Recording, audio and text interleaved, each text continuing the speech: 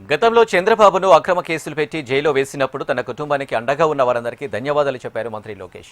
గత పాలకుల వల్ల విశాఖ ఉక్కు తీవ్ర ఇబ్బందులు పడిందని అన్నారు. విశాఖ ఉక్కును కాపాడే బాధ్యత తీసుకుంటున్నానని కుమారస్వామి ముందుకు వచ్చారని తెలిపారు. ఎన్ని కేసులు పెట్టినా అనుకున్న దానికోసం అహర్నిశలు పోరాడామని చెప్పుకొచ్చారు. కర్ణాటకలోని సింధనూరులో తెలుగువారి యాజమాన్యంలోని శ్రీకృష్ణ దేవరాయ విద్యా సంస్థకు కేంద్ర ప్రభుత్వ సైనిక్ స్కూల్ మంజూరు కావడంతో దాని ప్రారంభోత్సవం వేడుకలో ఏపీ మంత్రి లోకేష్, కేంద్ర మంత్రులు కుమారస్వామి, సంజయ్ సేత్ పాల్గొన్నారు.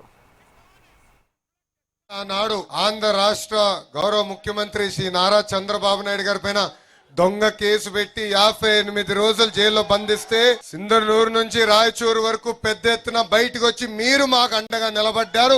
మమ్మల్ని మీరు నడిపించారు. మీకు ఒక కార్యక్రమంగా అనిపించవచ్చు, కానీ నా తల్లి భువనేశ్వరమ్మ కానివ్వండి, నాకు కానివ్వండి, బ్రహ్మణికి కానివ్వండి, దేవాంశ్ కానివ్వండి, ఆ రోజు ఒక తెలియని పరిస్థితి, భవిష్యత్ ఎలా ఉంటుందో తెలియదు. నాన్నగారినేమో ఏకంగా రాజమండ్రి జైల్లో బంధించారు. ప్రజలు ఏమనుకుంటున్నారో ఆలోచించిన రోజు మీరు బయటకు వచ్చారు.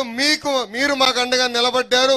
ఆ రుణం తీర్చుకునేదానికే ఈ రోజు మీ లోకేష్ మీ ముందర నిలబడ్డారు. స్వర్గశ్రీ నందమూరి తారక రామారావు గారు ఏ ముహూర్తంలో పార్టీ స్థాపించారో తెలియదు, కానీ ఆయన పునాది ఎవ్వరూ కదిలించలేరు. గత పాలకుల వల్ల విశాఖ ఉక్కు అనేక ఇబ్బందులు పడింది, మూతపడే పరిస్థితి వచ్చింది. కానీ నేనుండా మీకు అండగా నిలబడతానని చెప్పిన ఏకైక వ్యక్తి గౌరవనీయులు కుమారస్వామి గారు.